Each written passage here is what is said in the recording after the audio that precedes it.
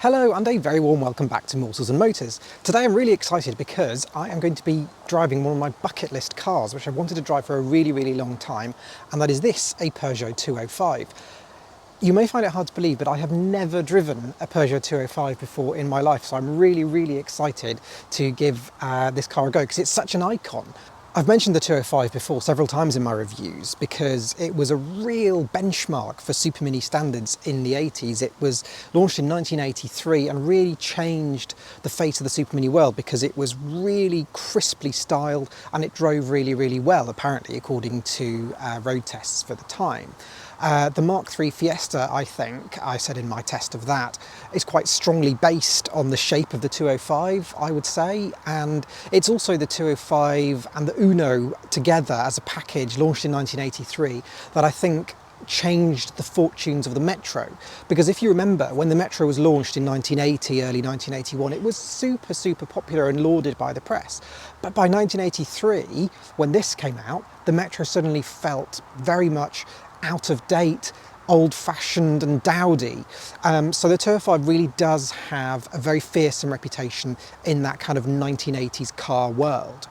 Now, you know me and I do like my base models, but this isn't actually a base model. This is a special edition called the Open, and it's from 1988, and it's based on sort of a mid-range car with a mid-range engine. It's the 1.4 TU engine, 1360 cc's. I didn't want to go for a GTI or something like that as my road test, as I think for my kind of outlook on the world, the 205 GTI is a very different beast to the 205, and I really wanted to see the 205 as a Super Mini in its purest sense, in the sense that which it is a competitor to the Metro, to the Fiesta, to the Nova, and to the Uno, and to the myriad of other Super Minis that were around in the 1980s. One of the interesting things I've always thought about the 205 is that in fact it was launched as a 5-door only originally, and it was only later on, I think the year or two after launch, that it came out in this 3-door form. But I think that the 3-door form is the most kind of iconic format of the 205, particularly because that's what the GTI is based upon. But for me, it's one of those Super Minis where I wouldn't mind having it as a 5-door because it does work and it was the original design. But I would always miss these little strips here. On most 205s, of course, they are kind of ridged plastic, ridged black plastic. But on this, because it's a special edition, it is sort of special edition badging. But I just love that little attention to detail. And it obviously matched on the other side by the fuel cap. Being a 1988 car, this is what people in the know would call a phase 1.5. So it is the first sort of facelift that the car had, which means it's had a totally different dashboard from the original launch spec. But we haven't got as late as the full phase 2, where we get the clear indicator lenses, for example, on the front, as opposed to the gingicators on these slightly earlier cars. So, introduction's over. Let me show you around this fabulous Open special edition of the Peugeot 205. Let's start in the boot, where there are a couple of brochures that tell us about the Peugeot 205 Open Special Edition. So the Open is very similar and probably based on the slightly earlier Lacoste Special Edition, which is white with some green stripes and has kind of white wheel coverings, but that's a slightly earlier wheel covers. The Open, as you can see, gets the slightly snazzier, more modern white wheel trims, again green stripes, and it does have a green tartan interior, as we'll see in a minute.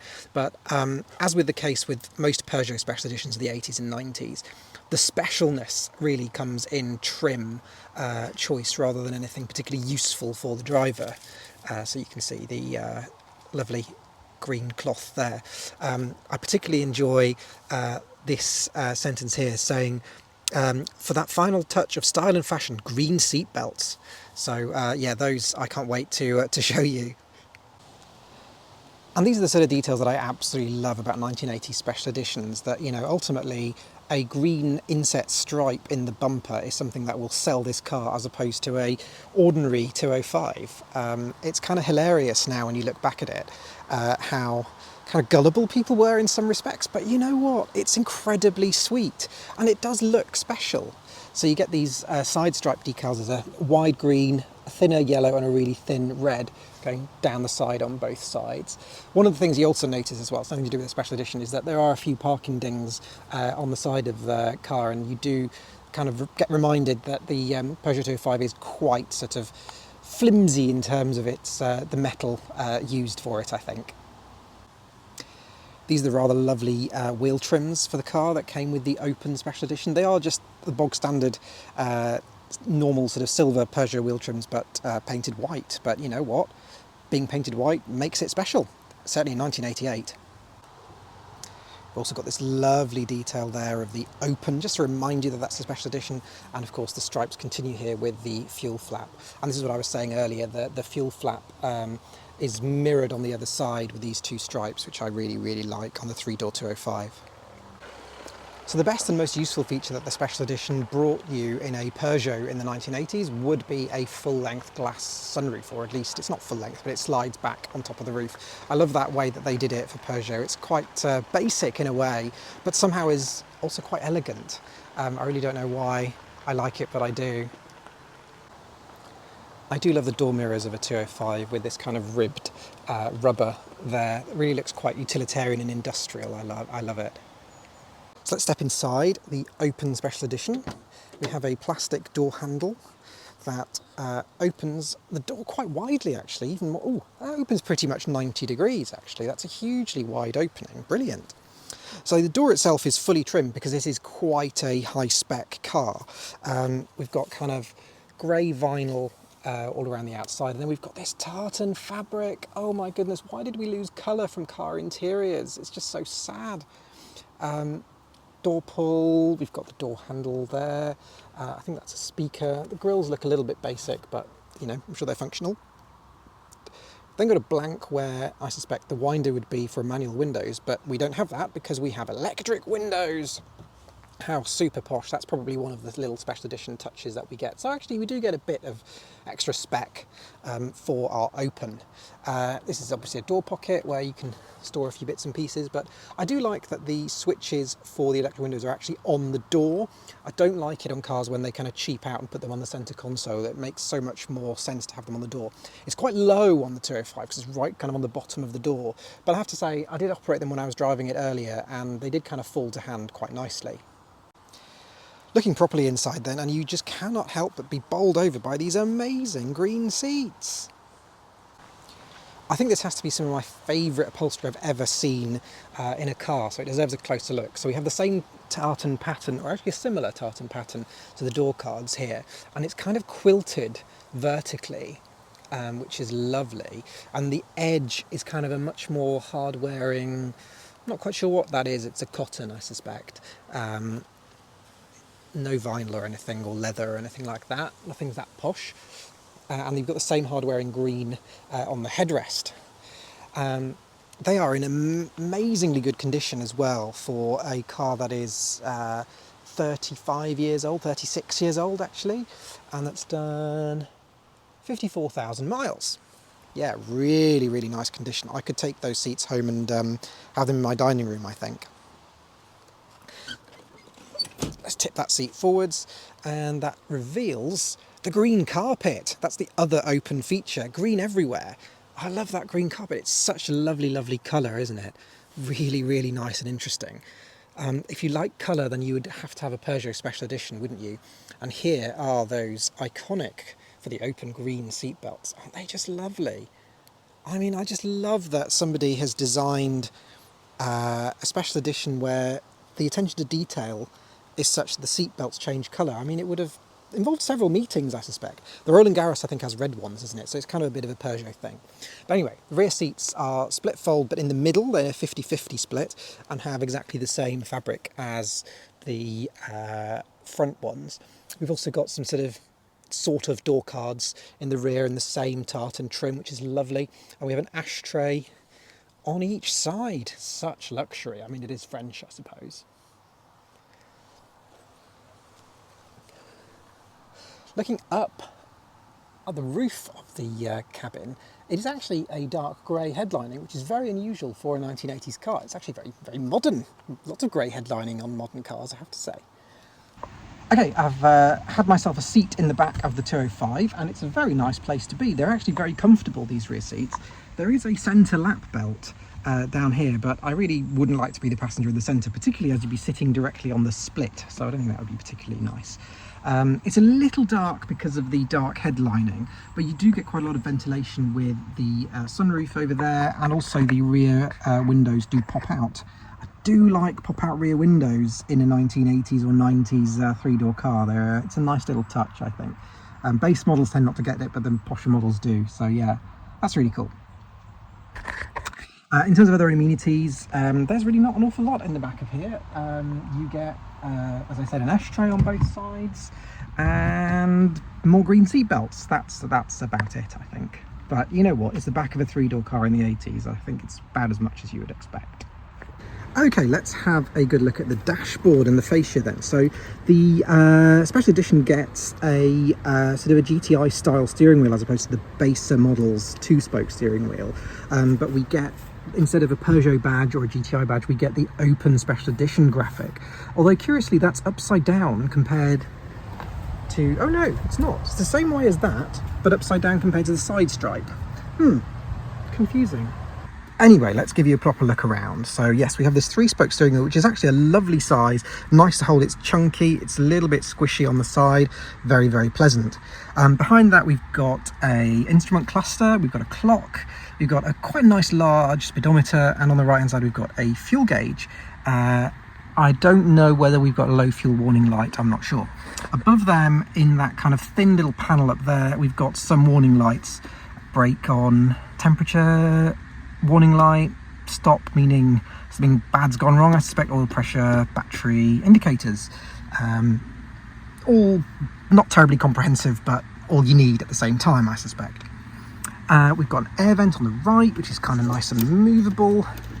Lovely, yeah, all good. We've then got a, this is the wiper stalk controls. We've got a rear wiper and wash on this car as well. Also hiding there, we've got the choke. It's a manual choke. So this is the 1.4, as I say, with a carburettor. Because it's the 80s, why wouldn't you have a carburettor? They were excellent. Oh, there's also a little storage bin. Oh, quite a large storage bin down here. I hadn't noticed that. Oh, excellent. That's massive. You can put loads of stuff in there.